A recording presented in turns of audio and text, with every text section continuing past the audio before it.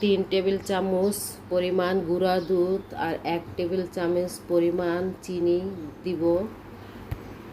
চায়ের চামচে 2 চামচ ইস্ট দিব। এখন হালকা কুসুম গরম পানি দিয়ে আমি গুঁড়া দুধটাকে গুলিয়ে রেখে দিব। আসসালামু আলাইকুম ভাই বোনেরা, কেমন আছেন? আশা করি ভালো আছেন। এখানে 1 কাপ পরিমাণ ময়দা নিয়েছি, আপনারা চাইলে আটা দিয়েও বানিয়ে নিতে পারেন। পরিমাণ মতো লবণ দিয়ে আটার সাথে মিশিয়ে নিলাম। এখন আমি কুসুম গরম দুধটাকে অল্প অল্প করে ঢেলে দিব আর আটাটাকে মাখিয়ে নিব। এভাবে আমি সম্পূর্ণ দুধটা দিয়ে আমি আটাটাকে মাখিয়ে নিলাম। অল্প পরিমাণ সাদা তেল দিয়ে আটাটাকে ভালো করে মতে নিব, তাই ডোটা এরকম নরম হবে দেখতে। গ্যাসের চুলায় স্টার বান বানাবো আজকে। ভিডিওতে একটা লাইক দিয়ে পুরো ভিডিওটা দেখার অনুরোধ রইল।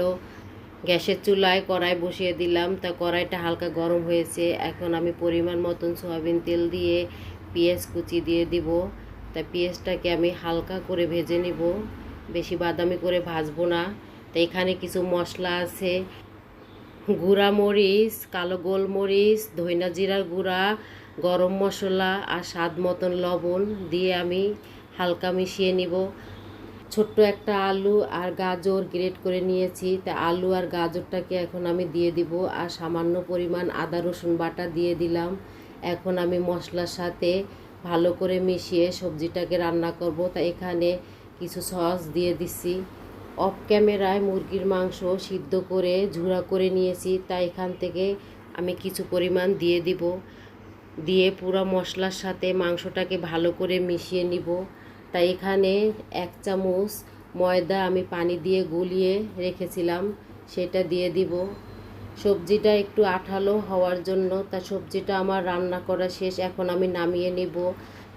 আধা ঘন্টা রেস্টে রেখেছিলাম, ডোটা ফুলে দ্বিগুণ হয়ে গেছে। তা এখন আমি হাত দিয়ে হাওয়াটাকে বের করে নিয়ে ভালো করে মতে নিব। রুটি বানানোর পিঁড়াতে ময়দা ছিটিয়ে আমি ডোটাকে ঢেলে ভালো করে হাত দিয়ে মতে নিব।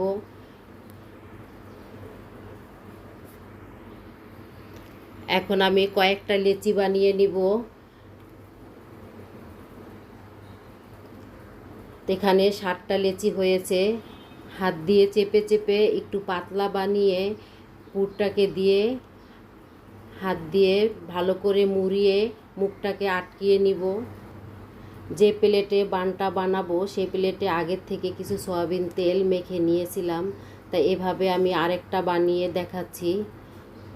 বানানো খুবই সহজ, ভাই বোনেরা ইচ্ছা করলে আপনারা এভাবে বাসায় বানিয়ে খেতে পারেন। এভাবে আমি সম্পূর্ণ বানিয়ে নিলাম। দুধ গুলিয়ে ব্রাশ দিয়ে রুটির গায়ে দিয়ে দিয়েছি, তাই এখানে আমি কিছু তিল দিয়ে দিলাম দেখার সৌন্দর্যের জন্য। তা এখন আমি একটা পাতিলা চুলায় বসিয়ে দিলাম, নিচে একটা কাগজ দিয়ে দিয়েছি।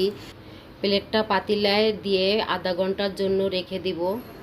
আধা ঘন্টা পরে ঢাকনা উঠিয়ে দেখি মাশাআল্লাহ কালারটা অনেক সুন্দর হয়েছে। আমার রেসিপিটি যদি ভালো লেগে থাকে আমার চ্যানেলটি সাবস্ক্রাইব করবেন।